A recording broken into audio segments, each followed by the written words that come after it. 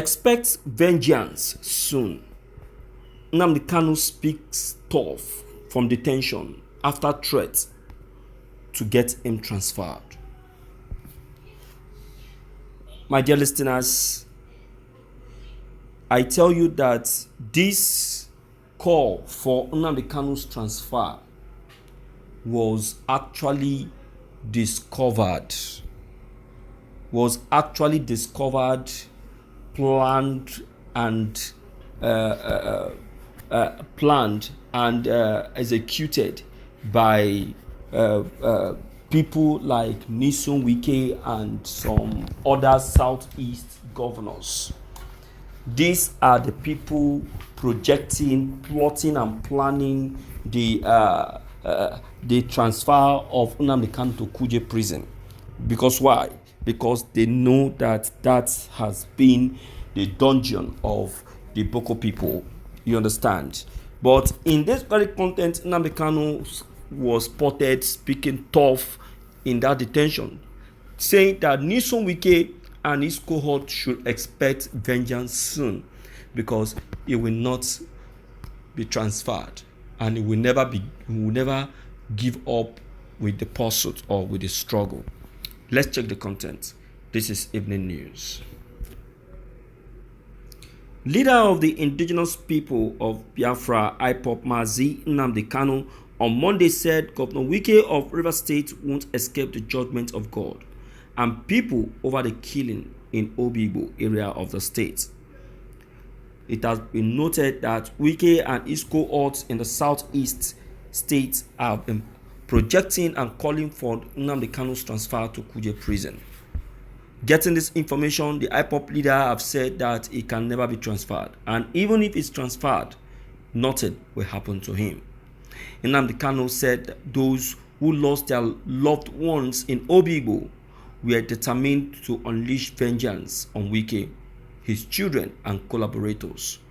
Nnamdi Kanu disclosed this while accusing Wike of ordering the murder of Obigbo residents. He made the claim in a statement he personally signed. According to the Nnamdi Kanu, everybody that has a hand in the ongoing Obigbo genocide must know that vengeance is coming. It's not a matter of it's, but when. And when it does come, apologists of Wike and the army must remember what happened at Obigbo. There were riots and disturbances all over Nigerian army and police have killed and continue to kill hundreds of young people, and in retaliation, young people attacked police stations. To single out the inhabitants of Obigbo for extermination is a vicious and evil undertaking and a calculated attempt by Wike to please his Fulani masters and Britons that tried but failed to exterminate the Igbo race between 1966 to 70. Obigbo will not die. It shall rise again because the blood of the innocent is crying out for vengeance. Vengeance is coming, and with it, the judgment of God. Those children in Obigbo murdered by Wike have nephews and cousins who are so embittered to the point that they can no longer be controlled. I feel sorry for Wike, his children, and all collaborators in this brutal genocide. As Nigerians have not mourned those being put to the sword by Wike and Nigerian army in Obigbo, they must remember not to mourn Wike and his aides when the table inevitably turns. Twist the narrative all you like. No one or nobody can stop the hand of time. When the rain begins to fall, remember, I warned you. I will not write, neither will I comment on this issue again.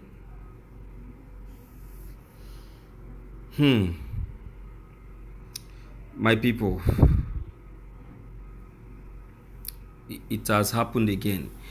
Nnamdi Kanu will still not forget the brutal killing of Obigbo people. I remember how Nnamdi Kanu was spotted lamenting bitterly when Nyesom Wike kept the people of Obigbo in a complete unrest. A complete unrest for good 3 months, just like Uzodinma. A lot of them died. Some died inside the house. Some died while trying to disobey the soldiers' orders. You understand? The people were kept incommunicado. None of them were able to see the brake light. Some started passing their feces in their house. None of them can be able to come outside to pee or to poo-poo. Or in fact, they were just doing everything inside. The whole place in their house became messed up that they could no longer tolerate it. They started dying in numbers. You can imagine what Wiki have just done to them. And another information came to us in our studio of how these soldiers stormed a bar where some persons who decide not to even obey Wiki order went to the bar to have a drink or to eat. You need to see what these soldiers did to these people. They were brutally killed. They took laws into their hands. Wiki treated his own people like people who are being treated during the war. He ruled the people of Obigbo like people during the war. Why? And now he is speaking and calling for a support to become president.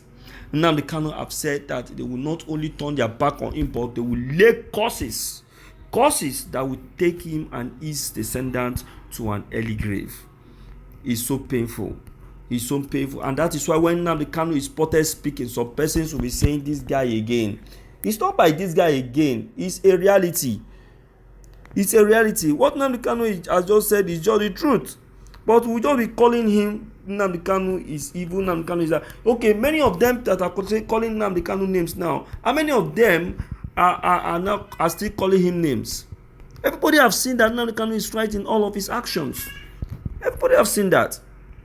You see that? So, my people, I would like to hear from you.